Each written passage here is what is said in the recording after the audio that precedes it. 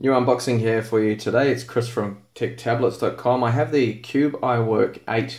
It's an 8-inch tablet, similar to the Chewy VI8 and the Teclast X80H. This one is another 1280 by 800 screen, 2 GB of RAM, the Atom Z3735F. So very similar specs there to all the other tablets I've been looking at in the 8-inch form factor, but this one comes with a 3G modem, which the others were lacking. So I know a lot of people out there like to have a 3G modem so they have plans, they have unlimited data, they can put a SIM card in there. And I also got the Bluetooth keyboard that you can get for this model. So the tablet itself is around 110, 115 off AliExpress. The keyboard's an extra about 15, 20 US as well. I'll find out if the keyboard's actually worth it or not. It's just an extra that they do have for it. This is made for this particular model, and it's the Cube brand as well. Keyboard.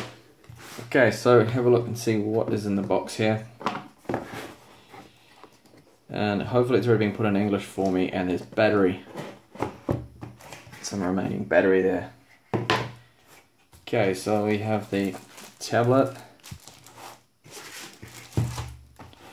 So what else is in the box? Oh, no power adapter. That's interesting. It's not too good. So we have a USB 2 cable there, that's for data. Then we have a USB cable with the DC in, which the tablet has. Product specification, that looks like it could actually maybe be in English. No. Chinese. Okay, no, there is. It is, the second half of it is in English. So we get a bit of an instruction manual in English. Okay, and there's the keyboard there. Okay, well, enough of that. So there's no power adapter here, but normally the sellers will include that. For some reason mine is missing. I'll just check the package. And it would seem that no, there's no power adapter included, but my Note 4 charger should be able to charge that, but still, it's not very good. Bit of a muck up there. Okay, so the tablet itself, let's have a look.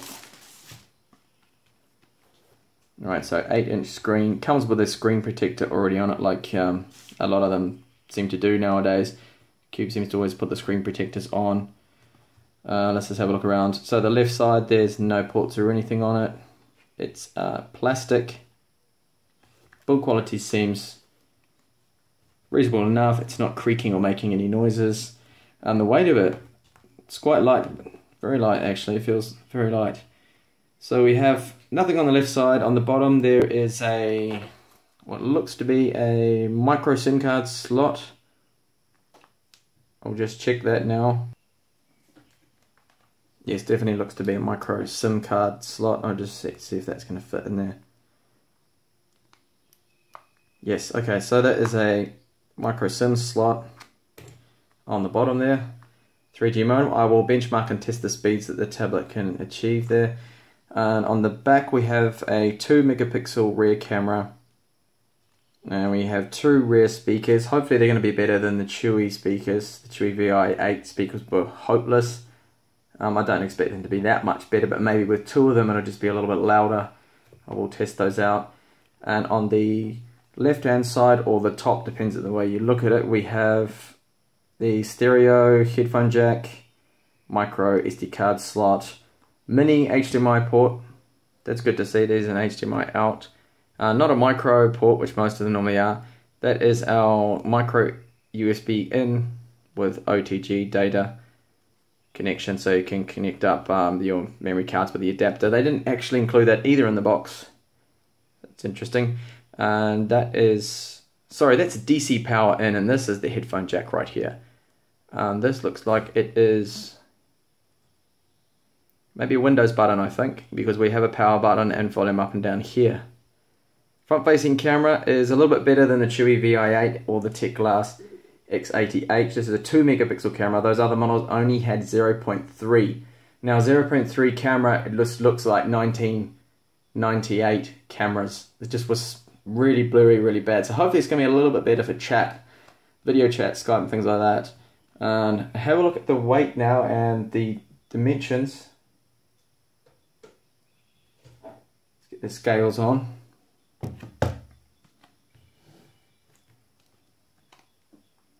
And have a look what that weighs. So 358 grams.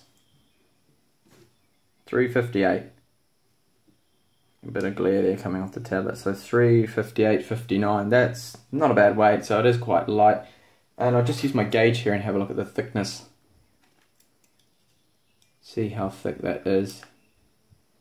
So that is around 9. Hard to read from here. So around 9 millimeters. 9 millimeters. So it's not the slimmest tablet. As you can see, that is yeah, it's not chunky or anything like that, but it's definitely not the slimmest tablet I've seen. Okay, so see if it boots up. Hopefully it'll turn on. Hopefully there's battery. This is a dual boot tablet. Okay. Oh, it's already been in sleep. And it is all, oh, it's all in Chinese. Okay, so it seems that it's actually been in standby for a while, draining the battery. So let's see if I can swap out to Android. At least that's in English, switch to Android.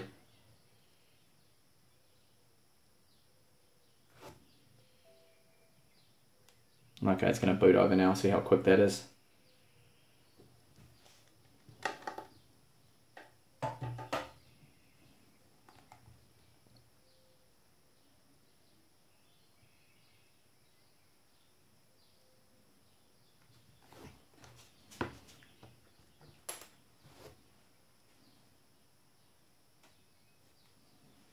Okay, as you can see, that's forcing Android now at the BIOS.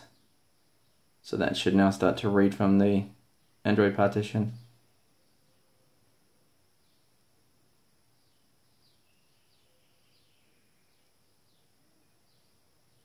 It's taking a while. It's definitely not the quickest there. I will benchmark the eMMC drive, run some benchmarks like I do with all these tablets, having a full review up on techtablets.com within around a week or two or so. Just get to know the tablet and use it that whole time. Okay, so this is the Android obviously, and have a look at the ROM. It's got quite a few bloatware applications here. You can see there's a few things here, Play Store, whatever. It's in Chinese, of course. Seems they didn't put it in English for me, so I will need to sort that out. I need to install, at least on the Windows part there, the English language pack, but I can just quickly change this over now to English. It's not an issue with Android, that's nice and quick.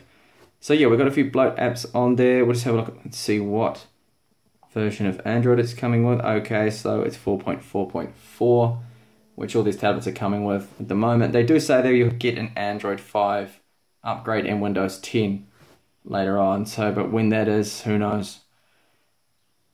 So there's Play Store is there. Will it work? I don't know. I'll test that out in another video. I'll do an Android hands-on and a Windows hands-on with benchmark results and everything, so stay tuned for that. And I will also test out the volume of the speakers and see how they run, the cameras, pretty much everything you'd want to know about the tablet, and a few games as well. Let's see how well it games. Let's see if now if I can swap over. There's... Okay, where can I swap over to Windows? Normally it's in this pull down menu here, Switch OS, but it seems to be missing. I cannot find that there at all unless it's this button here. No, that's just the lock on and off.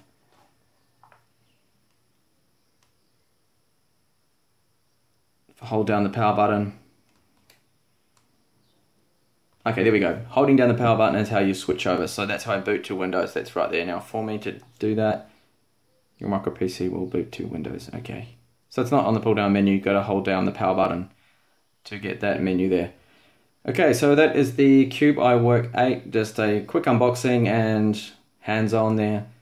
Do stay tuned for more videos of this tablet, and do subscribe. And please like if you did actually like this video. Thank you for watching. Bye for now.